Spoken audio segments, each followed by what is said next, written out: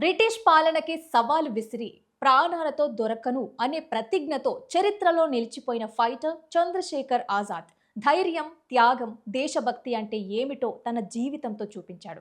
చంద్రశేఖర్ ఆజాద్ 1906వ సంవత్సరం జూలై 23న మధ్యప్రదేశ్లోని బావ్రా గ్రామంలో చంద్రశేఖర్ తివారీగా జన్మించాడు. అక్కడే పెరిగి చిన్న వయసులోనే బ్రిటిష్ వాళ్ళని తరిమి కొట్టాలనే పట్టుదలతో ఉండేవాడు. అలా 15 ఏళ్ల వయసులో నాన్ కోఆపరేషన్ మూవ్మెంట్లో పాల్గొని అరెస్ట్ అయ్యారు. కోర్టులో తన పేరు అడిగినప్పుడు ఆజాద్ అని చెప్పడంతో ఆ పేరు ఆయనకి శాశ్వతంగా మారింది. ఆయన హిందుస్థాన్ రిపబ్లికన్ అసోసియేషన్ లో చేరి ఆ తర్వాత హిందుస్థాన్ సోషలిస్ట్ రిపబ్లికన్ అసోసియేషన్ లో కీలక నాయకుడిగా ఎదిగారు. బ్రిటిష్ పాలనని కూల్చివేయటానికి పోరాటమే మార్గమని ఆయన నమ్మారు. 1925వ సంవత్సరంలో జరిగిన కాకోరి రైలు దోపిడీ కుట్రలో ఆయన ప్రధాన పాత్ర పోషించారు.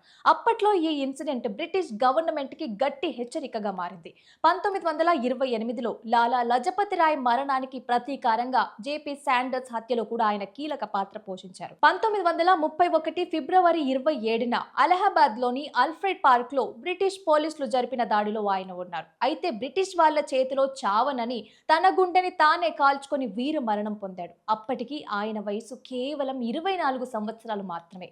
చంద్రశేఖర్ ఆజాద్ జీవితం యూత్ కి ఎప్పటికీ ఒక ఇన్స్పిరేషన్. దేశం కోసం ప్రాణం అర్పించిన ఆయన త్యాగం భారత చరిత్రలో చిరస్థాయిగా నిలిచిపోతుంది.